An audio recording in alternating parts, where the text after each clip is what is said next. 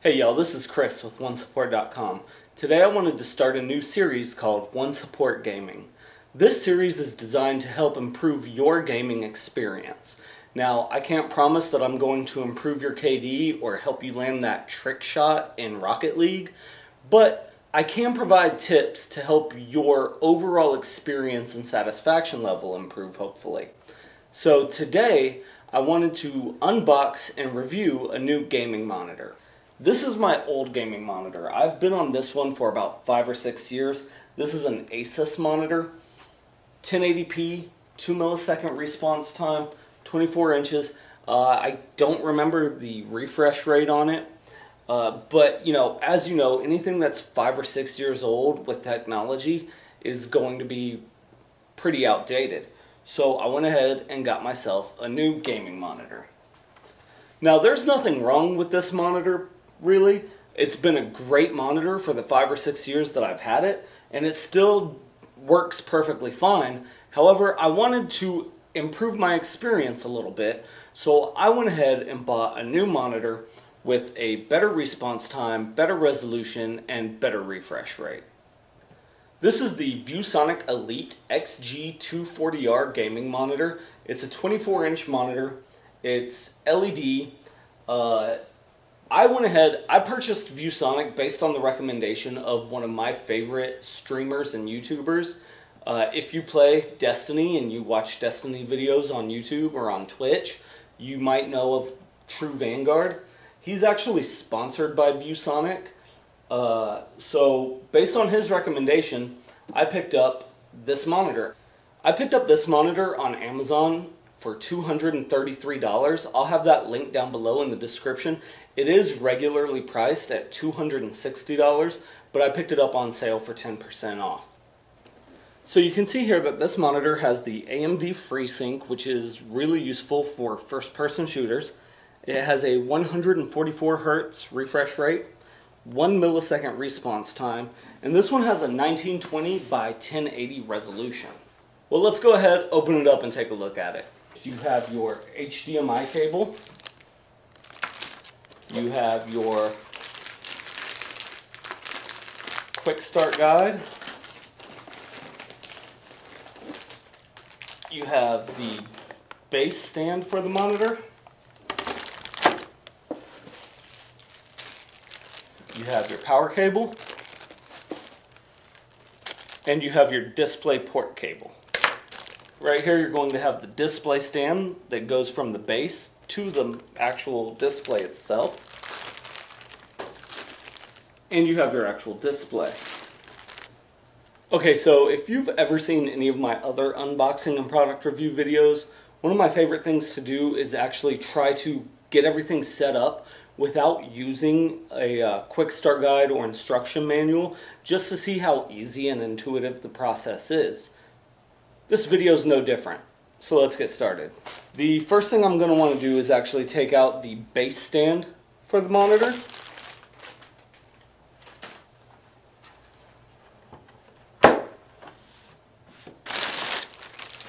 Alright, next we have the actual stand for the monitor. And it looks like it just slides right in and clips in place, which it does, and secures all by itself. And next we have the actual display. So in case you were wondering, this monitor does come with two USB-A ports, another USB type port, all three of which are listed as USB 3.0, two HDMI ports, your display port, and your 3.5 millimeter audio out port. Let's go ahead and put it up on the stand now. So let's see. Again, it looks like it just slides into these grooves right here at the top. Alright, so right here you have these two grooves on the top of the stand here that slide right in to these holes in the back of the monitor. So you can put those on. And then you have a button right here on the back of the monitor to release the bottom grooves. And then once you get it fitted, you let the button go and it secures like that. The monitor stand is adjustable. You just slide it up and down with ease, actually. It's It doesn't require much effort at all. One thing that's actually really cool about it is that you can slide it up one-handed. You don't even have to hold the base down, so that's actually really nice. The mount has a tilt on it as well, and you can swivel it left and right if you'd like. Alright, I'm going to go ahead and plug it in, maybe mess with a few of the settings, get some gameplay in. Hopefully the camera will actually be able to capture how good the display and the quality is. I will be gaming on an Xbox at 30 frames per second, but we'll see how that goes. Alright guys, we've got everything plugged in and ready to go. We are using an HDMI cable, not the display cable. This is on the Xbox One S, which I believe is only capable of 1080p resolution. However, the picture quality is fantastic. Just looking at the thumbnails, they're a lot more crisp and clear and sharp than I'm used to even on my Asus monitor that I've had for years. So the color, the brightness, right out of the gate, everything looks fantastic. And I haven't even messed with the settings yet. But let's go ahead and jump into a game and let's see how gameplay looks. Okay, so I am going into a match against the AI just because I didn't want to wait for matchmaking. The resolution and the picture quality is really amazing. The colors are really vibrant. Everything looks great. If you couldn't tell, I don't really play Rocket League. Like, honestly, I can tell a difference between the 1 millisecond and 2 millisecond response time, and the refresh rate is just, it's astounding what the difference is. And again, I don't know what the refresh rate of my Asus monitor was, but you know, that monitor is 5 or 6 years old, so I doubt it was anywhere near as high as this one. Alright, so now let's cycle through some of the buttons that we have here on the monitor. Now they're not clearly labeled as to what they are. This one does have the G on it, so I'm assuming that's going to be for G-Sync. Yeah, so you see here, speed focus. You have first person shooter, MOBA, battle royale, color focus, realistic or vibrant, console, speed, color, and then you can do custom settings. So that's really cool. And then when you do pop up the menu, these 4 buttons have an on-screen display to help you navigate them. So let's go to realistic. Alright, got a little bit brighter. Let's go to vibrant. Oh wow. That's that's really bright, very bold. Not a big fan of that. Console, speed. Okay, here we go. Look at that.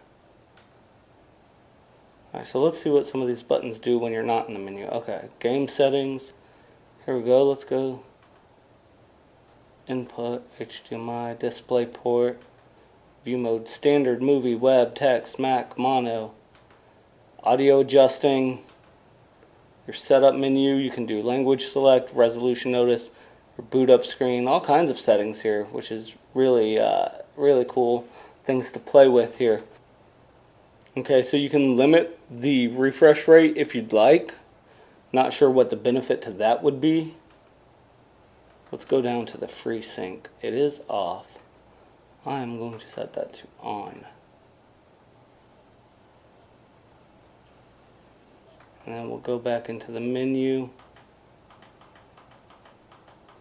So that was for custom settings. So very cool stuff here. Alright y'all, so before I give you my final thoughts, I did want to go over just a few things with you. The first of which I didn't notice until just now. These panels here on the back are actually really cool and light up really nicely. The color changes. I don't know how much time you're going to spend looking at the back of your monitor, but it is a pretty cool feature and it looks really nice.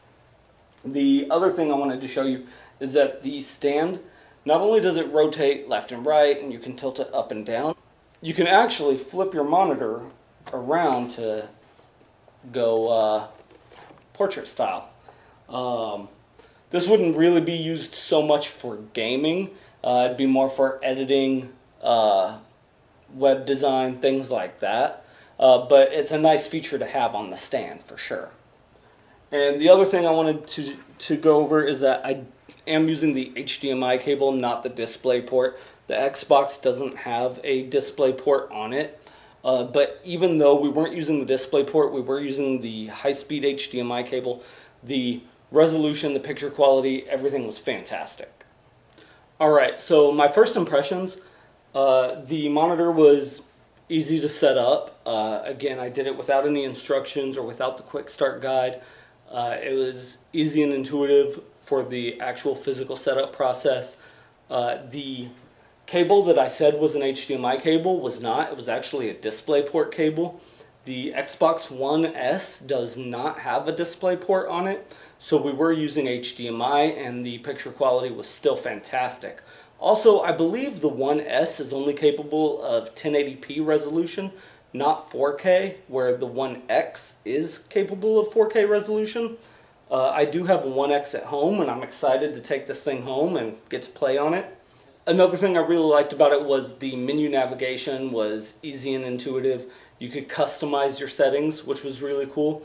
The presets were nice as well. So also, going from my Asus monitor that I've had for 5 or 6 years to this ViewSonic monitor, I could tell a difference in the response time. Even though it was only 1 millisecond, I could absolutely tell a difference in the refresh rate. So I'm actually really excited to take this thing home and get to use it in some first-person shooters. I didn't have any installed on the Xbox that we have here in the office, or else I would have done that for sure. Also, you know, like I said, there was absolutely nothing wrong with my Asus monitor. I absolutely loved it. This is not a condemnation of Asus in any way, but I can tell you, I do absolutely love this new monitor already. Again, I did go with ViewSonic based on a YouTuber and streamer that I watch quite often, and I'm actually really pleased with it.